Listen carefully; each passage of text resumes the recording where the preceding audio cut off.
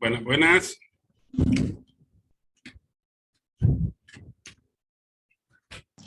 Buenas tardes, abogado, ¿cómo está?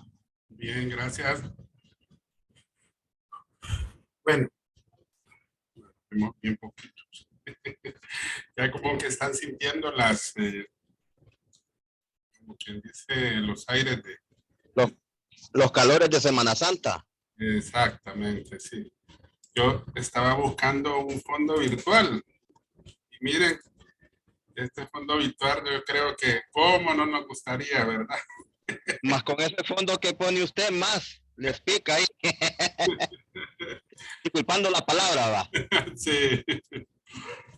Bueno, eh, sinceramente, pues la razón de ser de la próxima semana es más que todo para tener una semana de recogimiento, ¿verdad? Espiritual. Y bueno, y aprovechar también estar con su familia en comunión, ¿verdad? Porque sea como sea, pues esos momentos le sirven a uno para reflexionar. Bueno, estimadísimos, vamos a continuar porque el tiempo apremia. Recuerden de que, si bien es cierto, pues da la impresión que tuviéramos todavía una semana más. Recuerden que la próxima semana es Semana Santa. Esta semana, estimadísimos, antes que nos vayamos a Semana Santa, les voy a tener listas las notas tabuladas del segundo parcial, porque tengo dos grupos de esta sección que todavía están trabajando en el trabajo de la actividad 1, 2 y 3, y solo quiero terminar con ellos para que así podamos disponer las notas, ¿verdad? Ya terminé de tabular lo que fue el foro, porque recuerden que dentro del foro también tomamos en cuenta la participación que tuvieron, ¿verdad? Aquí, en este espacio. Y pues bueno, después, recuerden que después de Semana Santa, pues tenemos unos días, porque de ahí creo que si no más recuerdo, el examen, permítame, creo que es el 28.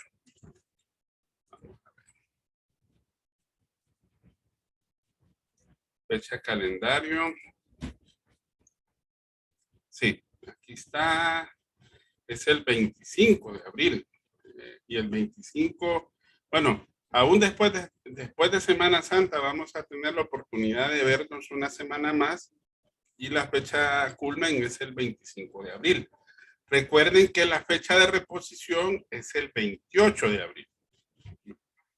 Así que va a ser corto el tiempo, ¿verdad? Para poder aprovechar entre medio de ambos exámenes, ¿verdad? Porque recuerden que ahí se puede reponer ya sea la nota más baja o el examen que no se ha hecho.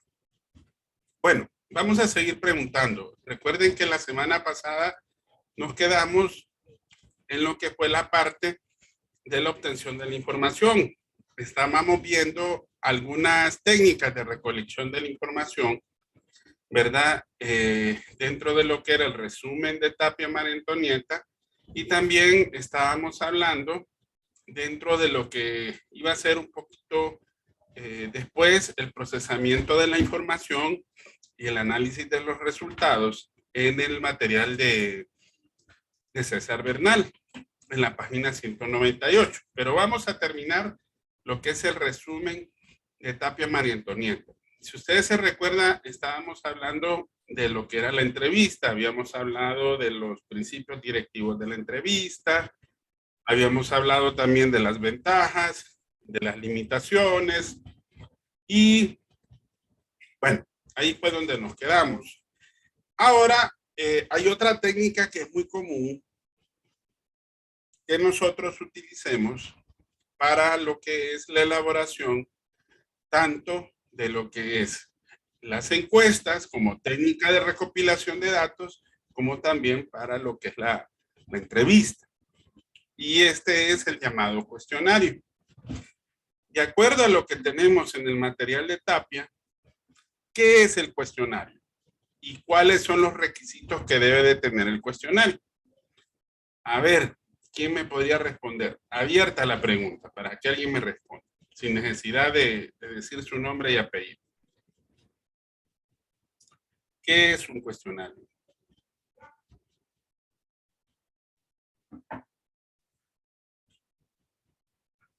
¿Alguien? A ver. A ver, Daila.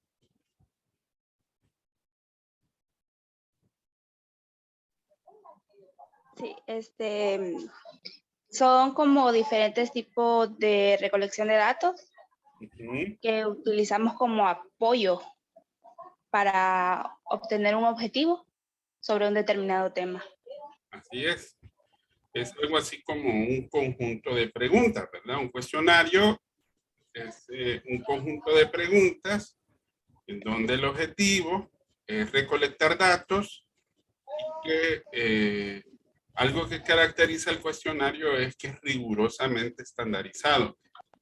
¿Qué será algo estandarizado? A ver, ¿qué es lo que a ustedes se les viene a la cabeza cuando decimos que un documento es estándar? Que está como preestablecido, abogado, como seguir una serie de pasos. Ah, algo así, ¿verdad? Exacto. Que de repente ya está elaborado de tal manera de que tiene un mismo formato, tiene un mismo esquema, ¿verdad? Y que, por ejemplo, en una encuesta, son las mismas 10 preguntas que se le van a hacer a las 50 unidades de muestreo sobre la cual se va a aplicar la técnica de recolección de datos de la encuesta. Entonces, es estándar para ellos, ¿verdad? Y es un formato que ya está definido precisamente con los objetivos que están establecidos dentro del proceso de recolección de datos. Ok. Ahora, debe de tener dos requisitos. A ver, eso lo hablamos la semana pasada sobre los instrumentos. ¿Qué requisitos debe de tener un cuestionario?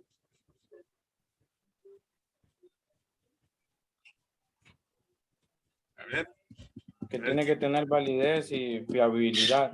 ¿qué significará esa parte de validez y fiabilidad? Para mí validez tiene que ser creíble. ¿Mm? Para mí validez tiene que ser creíble. Una fuente creíble, pero fiabilidad no sé qué significa, abogado. Ok. Cuando hablamos de la fiabilidad que tienen precisamente los instrumentos, generalmente se refiere a algo así como, vaya, como... Confiable, abogado. Exacto, ese es el término, confiable, ¿verdad? Que funcione correctamente, ¿verdad? De cierta manera, la fiabilidad es una probabilidad de que un bien funcione adecuadamente dentro de un término o un periodo determinado, pero si lo hablamos dentro de un test, dentro de un instrumento de recolección de datos, cuando decimos que es confiable, es porque sabemos que los datos va a tener el mínimo de errores cometidos en las mediciones que se vayan a proponer. Y la validez es el grado en que el instrumento se mide y que se supone debe de poderse medir, ¿verdad? Por eso decimos que es confiable y es válido, porque obtenemos una serie de datos que nos permite tener un producto, ¿verdad? Que es confiable, que son coherentes, por decir así, de acuerdo a lo que se observó, de acuerdo a lo que se pudo haber comprobado, ¿verdad? Por eso de ahí que hay ciertas diferencias entre ambas cosas, ¿verdad? En cuanto al instrumento que nosotros queremos poder definir. En la validez, por ejemplo, se puede obtener una puntuación de prueba y se relaciona con una medida, ¿verdad? Que se puede definir de alguna manera, ¿verdad? En cuanto a los resultados que se obtienen de la técnica que usted, en este caso, estableció. Bueno, ahora hablemos de la forma de redactar las preguntas.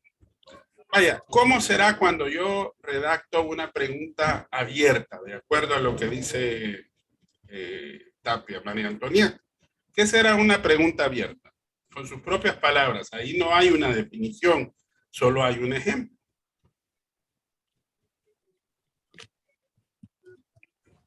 Es como preguntarle su punto de vista, abogado, o cuál es su opinión, su punto de vista sobre algún tema en concreto.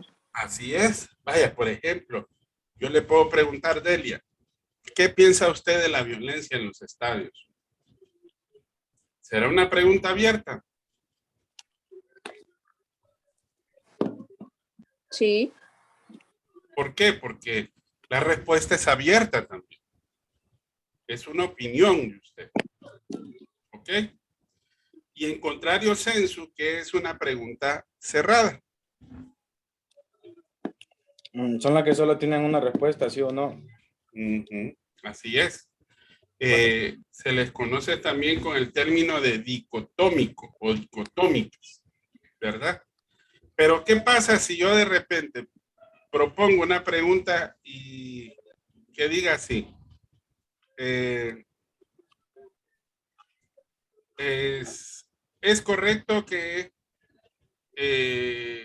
la actitud de los equipos de fútbol es correcta, la actitud de los equipos de fútbol en relación a la violencia en los estadios, sí o no. Pero si usted responde sí, bueno, usted está exactamente de acuerdo. Si dice no, pero al mismo tiempo le pongo otra pregunta, opine, ¿se convertirá en una pregunta abierta? Sí, es abierta. ¿Verdad? Sí, es abierta. Así es. Entonces, ve la diferencia entre lo que son las preguntas abiertas y las preguntas que en su defecto son cerradas. Bueno, ahora hablemos de las preguntas con respuesta en abanico. Alguien que me dé, vaya, ahí está un ejemplo. Dentro del ejemplo, usted puede definir qué es una respuesta en abanico.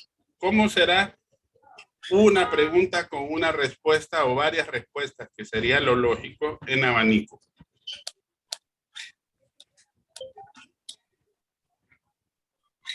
Que da varias opciones para poder elegir una respuesta.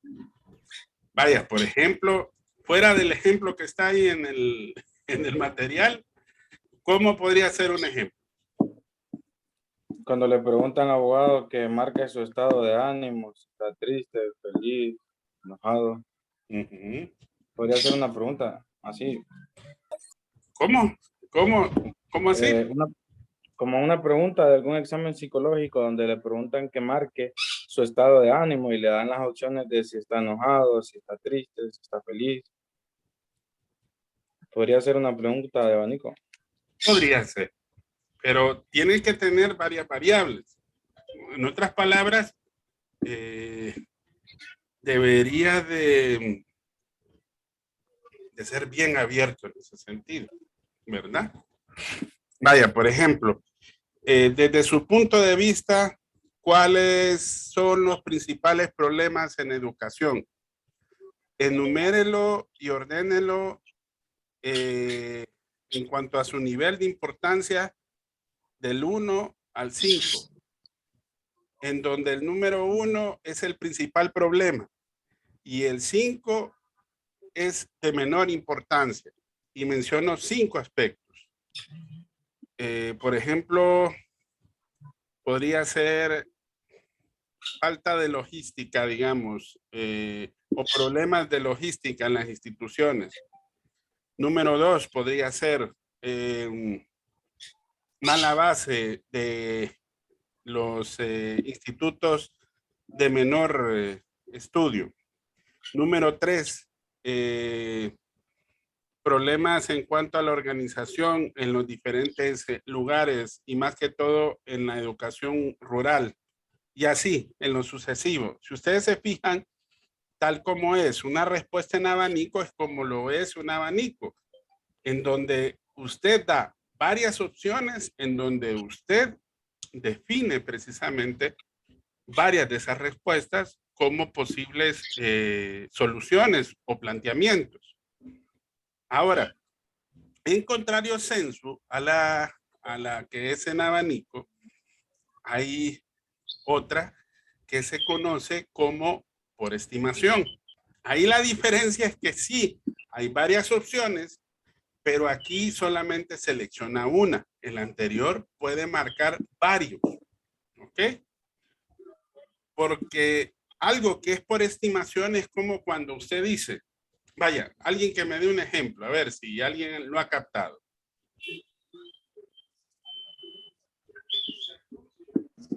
Abogado, tiene que ver como el nivel de satisfacción. Por ejemplo, digamos, cuando le preguntan a uno en el súper, ¿qué tal sintió el servicio? Por ejemplo, en la colonia ponen como una especie de, para que uno diga bueno, malo, regular. Creo que algo así entiendo este tipo de pregunta. Podría tiene ser, que- abogado. ¿Sí? No, que termina, compañera. No, Adelante, ya había adelante. terminado, siga. Por ejemplo, podría ser evalúe la actuación del gobierno de doña Xiomara Castro. ¿Cómo lo podría, o podría decir, cómo lo evalúa usted referente a los problemas socioeconómicos del país? Podría ser esa también. Lo podría decir yo que está excelente, que está buena, que está regular, mala y muy mala. ¿Verdad? Sí. Digo yo, pues no sé. No, está bien. Sí, porque es, como bien lo dijeron ustedes dos, es como cuando usted estima una opción entre varias de la variable o pregunta que usted va a disponer. Vaya, como bien lo dice ahí, ¿cómo evalúa la gestión del gobierno en el ámbito de educación? Se ha fijado que generalmente le pone varias opciones. Mala, bueno, antes muy mala, buena, regular, excelente. Entonces, usted selecciona, pero solo una opción, a diferencia del anterior, ojo, ¿verdad? En este sentido, pues es un tanto distinta y diferente, ¿verdad? Ahora. Entonces, esta sería Sí. una investigación tipo cualitativa. Podría ser, sí, se puede aplicar. Porque ¿verdad? cuando se mide el grado de satisfacción es cualitativo, definitivamente, no es cuantitativo porque no es contable. No se puede medir en cuanto a números. Así es, sí. Sí, sí, es cierto, muy cierto. Y de cierta manera se aplica, ¿verdad? Para ambos casos. ¿Verdad? Ok. Ok. Ahora, ¿cómo tienen que ser las preguntas cuando se vayan a formular? Entre más claras y precisas, es lo mejor. Debe de contener una sola idea. ¿A qué se referirá con preguntas dirigidas, por ejemplo? No hacer preguntas dirigidas.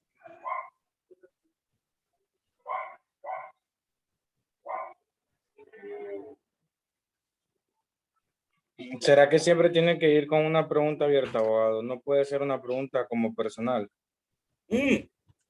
Ahí lo que tal vez está como preponderante en este sentido es esa pregunta personal.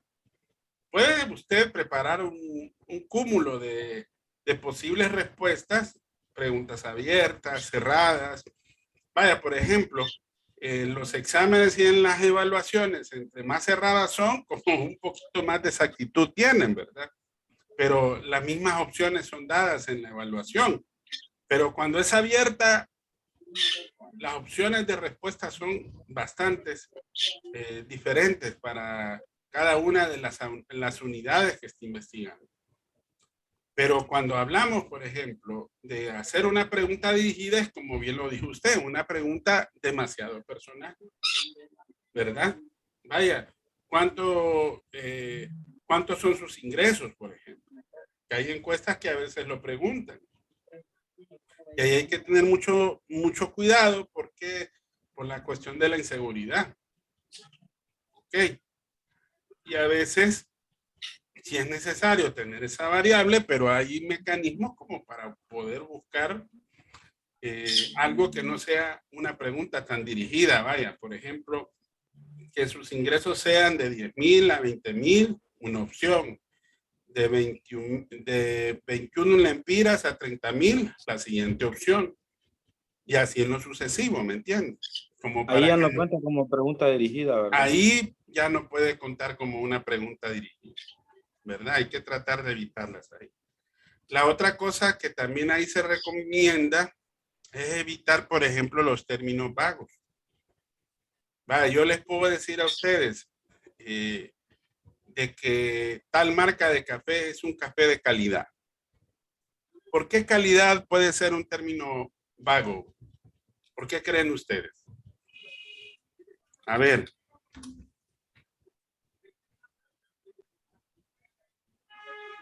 ¿Por qué será? Por ejemplo, si alguien ha tomado café oro, saben que no es lo mismo tomar café oro que tomar, por ejemplo, café de palo. Entonces, abogado, es porque desacredita la validez del producto. No, no tanto así, sino Byron, porque de repente la calidad como usted la puede medir mediante un conjunto de propiedades que usted permite caracterizar y valorar lo que para usted nosotros podríamos decir que es buena calidad. Pero algo que no tiene calidad, por ejemplo, para Patrick puede ser de buena calidad, pero para usted no. ¿Sí o no? Sí, abogado. ¿Me entiende? Ahora, por eso hay que definir muy bien las características. Por eso se debe de evitar, vaya, una respuesta que es muy común en todos los hondureños es, ¿y usted cómo está? ¿Cómo responde la mayoría? Más o menos. O es bipolar o tiene problemas psicológicos. ¿Por qué? Porque o está bien o está mal, pero no más o menos. ¿Entiende? A eso se refiere la parte investigativa en cuanto a las preguntas, de evitar esa parte que de repente usted no defina como vago. Mucho, poco. ¿Me entiende? Pero de alguna manera hay que evitar esos términos. Ok. Y por último, utilizar un lenguaje adecuado y respetando el lenguaje de grupo. Eso es bien común, ¿verdad? Eso hay que tratar de evitarlo. Fíjense que en cierta oportunidad nos tocó ir a levantar una encuesta a unos municipios muy pobres que están ubicados en el departamento de Intibucá y Lempira. La encuesta fue elaborada por un consultor español. Cuando nosotros vemos la encuesta, estimadísimos, esa encuesta no es para personas que no pueden, vaya, de repente entender una definición o concepto que tal vez sea para personas con un lenguaje de grupo de términos universitarios, por decir así. Porque el lenguaje de grupo de esa encuesta era demasiado alto que tuvimos que traducir. Y ahí perdimos el doble de tiempo y hasta más. ¿Por qué? Porque cuando le hacíamos la pregunta, teníamos que traducirle la pregunta a la persona que le levantamos o que le dispusimos las respuestas, y lastimosamente, aún así, las respuestas no fueron muy claras. Imagínense, y a ver cuántos miles de lempiras se pudo haber pagado o miles de dólares por la elaboración de ese tipo de encuestas. Hay que tener mucho cuidado cuando usted vaya a redactar un instrumento, que el mismo tiene que ser de acorde al lugar donde usted va a levantar precisamente esas preguntas, ¿verdad? Para ello hay que tener un conocimiento del contexto de donde usted está ubicado, ¿verdad? Si tal vez las personas a la cual les va a preguntar tienen un nivel elevado como para aplicarle una encuesta que sea precisamente para una persona que tenga, por ejemplo, educación universitaria. O un lenguaje que es muy común como para una persona, un simple mortal como usted y yo, que de repente estamos en la calle, pero que no maneje un lenguaje fuera del que ya conocemos dentro de nuestro contexto. A eso se refiere.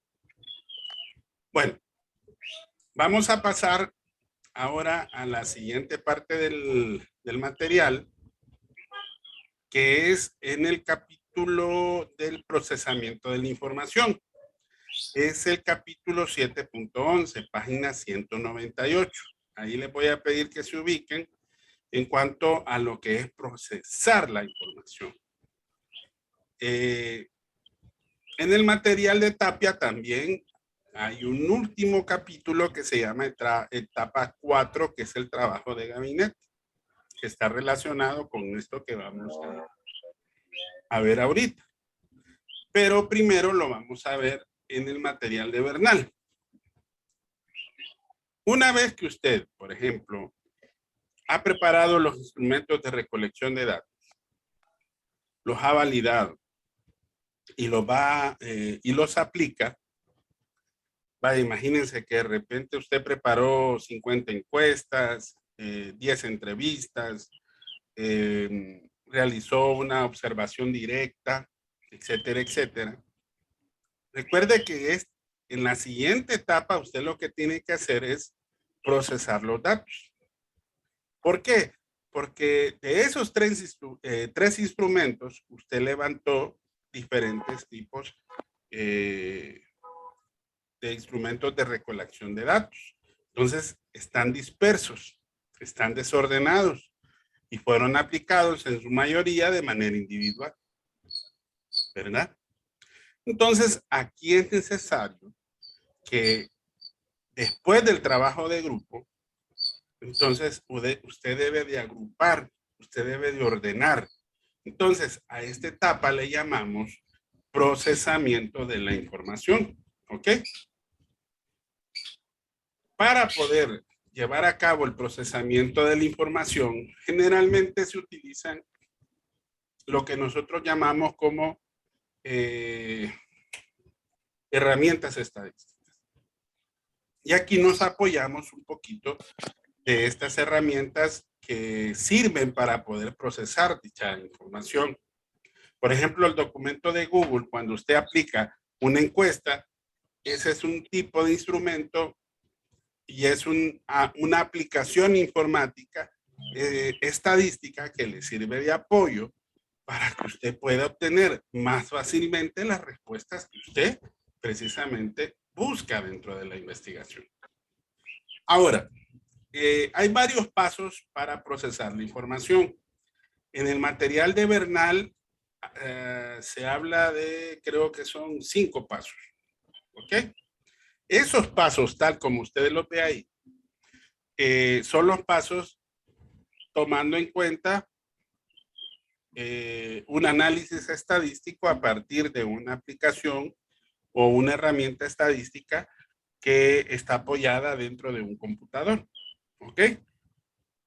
Antes no se tenían eso, ¿verdad? Recuerden que antes, por ejemplo, habían otros tipos de dispositivos, dispositivos mecánicos o dispositivos de registro, por ejemplo, que no servían como para poder levantar la información y poder tabularla, poder ordenarla, ¿verdad? En esta parte son 5 los pasos. No les pregunto porque estas ya son preguntas puntuales. Ojo, si de repente en el examen se les pregunta ordenarlos, ¿cuál es el orden precisamente de esos pasos? Bueno, el primer paso, y creo que uno de los principales, es que cuando ya usted obtuvo la información, entonces, y toca procesarla, entonces hay que obtenerla precisamente de la población y de la muestra objeto de la investigación. Primero, ese es el primer paso. El segundo paso es ver qué variables y qué criterios va a utilizar para ordenar esos datos que usted obtuvo en cuanto al trabajo de campo. Digo yo, ¿qué variables y qué criterios? Bueno, ¿cómo los va a ordenar? Dependiendo de cómo usted planteó sus objetivos. Hola. Y de cómo usted también definió sus preguntas. ¿Verdad? Una cerquita. Dentro de él. Y tercero, allí tiene que definir qué herramienta estadística o qué programa de campo precisamente usted va a utilizar. Si ustedes se fijan, más adelantito hay algunas herramientas informáticas que sirve para procesar datos. Vaya, por ejemplo, en una investigación que nosotros hicimos en la universidad para definir precisamente las normas educativas, una de las herramientas que se utilizó y que en aquel tiempo era de las más utilizadas es el programa de Microsoft Word, de Microsoft Office, que se llamaba Access. Esa era una herramienta bien sencilla, bien práctica, en donde usted creaba algunos formatos estandarizados, en donde usted ingresaba la información y después el programita le permitió obtener algunos datos estadísticos. Ahora, en el material que aquí aparece, ojo, esto no viene en el examen, no les voy a preguntar qué herramientas estadísticas se utilizan para el procesamiento de datos. Pero yo me imagino que algunos de estos ustedes lo vieron en Introducción a la Estadística Social. Por ejemplo, el análisis de Pareto, ¿verdad? Ese es uno de los más comunes, creo que es el más común, porque la prioridad aquí es de poder encontrar una causalidad en relación a una variable dentro de un problema que es planteado dentro de un programa que se llama Total Quality Management. Algo así es, TKM, si no más recuerdo, ¿verdad? Hay otro que se llama de gráficas de control, ¿verdad? Que aquí más que todo es para ver los procesos. Hay otro programita que también se basa en frecuencias y representaciones gráficas. Hay otro que es el diagrama de causa y efecto, que es el llamado espina de pescado, ¿verdad? Y por último, si no más recuerdo, creo que el material se menciona distribución de frecuencias y representaciones gráficas, ¿verdad? Que ahí están los histogramas, están los polígonos, están las gráficas de barra, están la media, la moda, la mediana, la varianza, etcétera, ¿verdad? Todas estas son pruebas estadísticas, medidas de dispersión y también medidas de tendencia que se pueden obtener mediante un programa de análisis informático. Esos son los más comunes que nosotros podemos ver. Eso es en la parte del procesamiento de datos, perdón. Ahora, recuerden que la etapa siguiente está el llamado trabajo de gabinete. Esta es pregunta de examen y está en el material de TAPI. ¿Cómo se le conoce a esa parte del trabajo de gabinete? Porque se le conoce también con otro nombre. A ver si alguien de ustedes lo ha identificado dentro del contenido que nosotros precisamente tenemos para este examen. A ver, todavía no les mencioné el capítulo porque sé que lo van a ubicar dentro de si tienen algún computador o de repente si están con el celular. Pero, ¿cómo se le llama en otras palabras al llamado trabajo de gabinete? A ver, es una etapa también dentro del proceso de la investigación cuantitativa. A ver, ¿quién me podría contestar?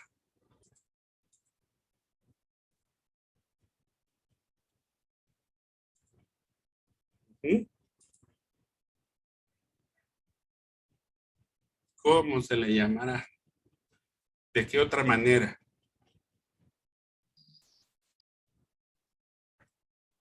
Trabajo de campo, abogado. No, ese era anterior. Recuerde que esa es la etapa donde recolectamos los datos.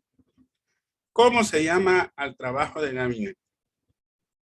¿O de qué otra manera se le puede llamar al trabajo de gabinete?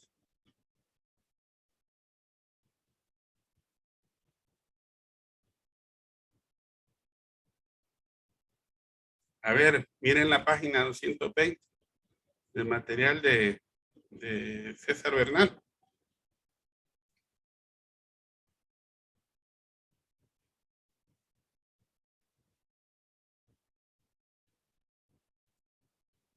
El ¿Cómo? análisis de resultados. Así es. Así es. A esa parte así se le puede llamar también, ¿verdad?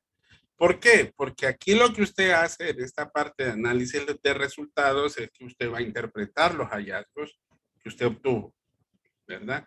Recuerde que usted se hizo preguntas, usted se hizo objetivos, se hizo hipótesis, definió un problema, estableció unas teorías del conocimiento, y todo eso va con la finalidad de evaluar si lo que usted obtuvo confirma o no la teoría que precisamente genera el debate dentro del conocimiento ya existente.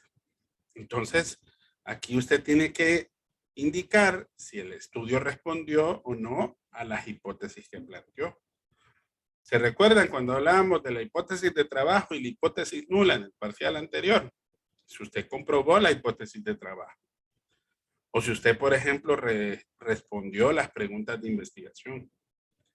O desarrolló los objetivos del estudio. Porque es aquí donde se hace precisamente esa parte, ¿verdad?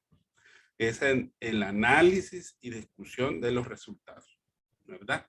De cierta manera, por eso la siguiente etapa, cuando ya usted ya le toca, ¿cómo se llama esta parte? Transmitir los resultados o plasmarlos, por ejemplo, en un documento, entonces ahí es cuando ya nos toca hacer ese trabajo de gabinete.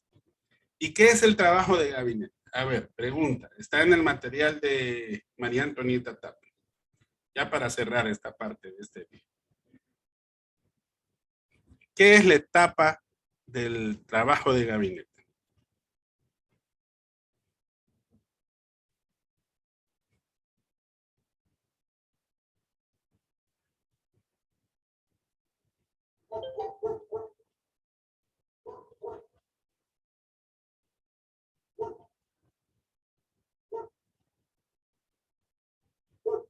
A ver. Es pregunta de examen, estimadísimo. Este está en el material de Tapia, el último tema. Es realizar la tabulación de los datos, el Ajá. análisis y luego posteriormente interpretarlos. Ok, así es. O sea, que ese es el trabajo de gabinete, es lo que usted va a hacer, va a analizar, va a interpretar. Aquí va a incluir las conclusiones a la luz de la teoría que usted hizo referencia, ¿dónde? En el marco teórico. Y existen 4 maneras diferentes de presentar los datos. La más común es la escrita. Básicamente, usted incorpora que datos estadísticos de manera que textual. ¿Ok? Después está la semitabular. Usted resalta las cifras. ¿Ok? Para mejor comprensión. Por eso da la impresión que fuera como si fuera un cuadro, ¿verdad? Por eso decía semitabular. Y más adelante está la tabular, que aquí lo que sí hace es un cuadrito donde usted ordena los datos numéricos en filas y columnas. Usted le pone un título a la tabla, al lado izquierdo siempre va la variable, ¿verdad? En donde no cambia, ¿verdad? Y al resto del lado derecho, usted puede encontrar ahí diferentes otras filas, diferentes otras columnas en las cuales usted va a orientar el resto de las variables, que son los resultados de la investigación que usted planteó, ¿verdad? Se ordena en filas y columnas. Y la gráfica, que ya la mayoría conoce, que es pues cuando hacemos esas gráficas de pastel, que es más atractivo, gráficas de barra, de frecuencia, etcétera, etcétera, ¿verdad? Entonces, esas son las 4 formas para poder representar precisamente el trabajo de gabinete. Bueno, no sé si tienen preguntas hasta acá, jóvenes. Con las tareas que me han estado preguntando bastantito. ¿Cómo van con los Abogado, trabajos? Dígame, Noel. yo quería saber si todas las actividades que vamos a hacer en este parcial están para la misma fecha o las va a correr, porque me fijé que creo que están para el 25 de abril. todas, incluyendo el examen. Entonces, Sí, no Noelia. sé si se van a... Ajá. El problema que tenemos, Noelia, es que ya después del 25 de abril ya no nos queda más tiempo. Porque recuerde Ok. que de ahí, ¿qué es lo que viene el 28? El examen de reposición, sí. Sí, sí. Entonces, aquí sí es una fecha última. En la segunda unidad, pues fui más condescendiente y por eso dimos más tiempo, porque la actividad no estaba sencilla. Y yo quiero que ustedes aprendan, que ustedes puedan desarrollar ese proceso investigativo, por ejemplo, en esa primera etapa, que es el planteamiento del problema. Entonces, sí, todos los trabajos que nos toca entregar, por eso están establecidos hasta el día lunes, que es la fecha del examen. Yo tengo la obligación, Noelia y demás compañeros, de entregarles las notas y de ser posible, sea el día siguiente, por lo menos, porque recuerden de que el lunes es 25, ¿verdad?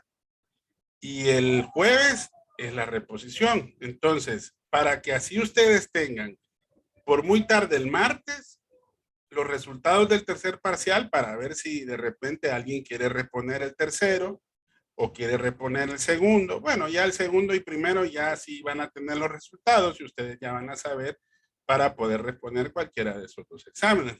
Recuerden que se puede reponer el examen que no hizo o el parcial que de repente no concluyó, porque recuerden que la mayoría tienen nota acumulativa. Otra cosa, estimadísimos, recuerden que hay que completar todos los trabajos, porque por eso les he dado la oportunidad de completarlo de la segunda unidad, porque todavía hay 2 grupos que están trabajando y yo espero que esta semana ya termine, ¿verdad? Para que así podamos brindar las notas precisamente por muy tarde el día jueves. ¿Ok? Bueno, nos vemos mañana, ¿verdad? Sí, abogado, mañana. Sí, lunes y martes, ¿verdad? Y el jueves. Permítame. Sí, lunes, No, martes. el lunes y el martes no se trabaja ya, abogado. No, sí. hasta Es el parte de jueves. la semana zángana. Algunos empiezan el viernes. Sí, hay que irnos para Islas de la Bahía, para Roatán. Uy. Bueno, ahí nos vemos mañana entonces. Cuídense, ¿verdad? Feliz tarde y traten de hidratarse bien porque este calor está fuerte. Está bien fuerte. Cuídense mucho, abogado. Gracias, abogado. Vaya, pues hasta luego. Gracias, Hasta luego. abogado. Bye.